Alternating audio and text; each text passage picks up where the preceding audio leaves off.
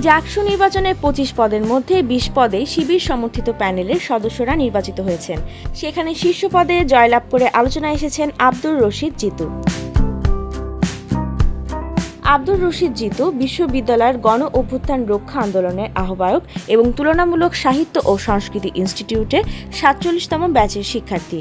জিতু জুলাই আন্দোলনের প্রথম থেকে সোচ্চার ছিলেন, এমনকি গণ অভ্যুত্থান পরবর্তী শিক্ষার্থীদের স্বার্থে যৌক্তিক সব আন্দোলনের প্রথম সারিতে ছিলেন তিনি। মূলত জুলাই আন্দোলন থেকে তার জনপ্রিয়তা ছড়িয়ে পড়ে জাবি ক্যাম্পাসে। সেখানে গণকে হচ্ছে, তো আমরা যেভাবে গণকে হচ্ছে এখানে কোনো ফলাফল কারচুপির কোনো সম্ভাবনা আমরা দেখছি না। কোটা সংস্কার আন্দোলনের আগে জিতু ছাত্রলীগের রাজনীতিতে যুক্ত থাকলেও আন্দোলনের সময় সর্বপ্রথম ছাত্রলীগের হাতে মার খেয়ে আহত হন।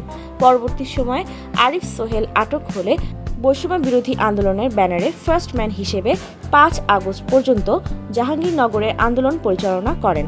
পরে বৈষম্য বিরোধী আন্দোলনের সমন্বয়ক পদ থেকে পদত্যাগ করে গণ অভ্যুত্থান রক্ষা আন্দোলন নামে প্ল্যাটফর্মের সূচনা করেন। এই প্ল্যাটফর্ম থেকে ক্যাম্পাসে বিভিন্ন কর্মসূচিতে নেতৃত্ব দেন তিনি। বৃহস্পতিবার ১১ সেপ্টেম্বর সকাল ৯টা থেকে জাকসু নির্বাচনে ভোট গ্রহণ শুরু হয়, চলে বিকাল ৫টা পর্যন্ত। ওই দিন ভোট গণনা শুরু হয় রাত ১০টায়। তবে ম্যানুয়ালি ভোট গণনা করায় ফল প্রকাশে এত সময় নিল নির্বাচন কমিশন।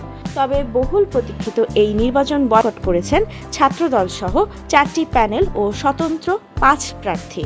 নির্বাচনের লেভেল প্লেইং ফিল্ড না থাকা ও নানা অনিয়মের অভিযোগ তুলে একজন নির্বাচন কমিশনার সহ বিএনপিপন্থী ৪ শিক্ষক পদত্যাগ করেছেন। জাকসুতে মোট ভোটার সংখ্যা ১১,৮৯৭। এর মধ্যে ছাত্র ৬,১১৫ এবং ছাত্রী ৫,৭২৮ জন। এর প্রায় ৬৭ থেকে ৬৮% ভোট পড়েছে।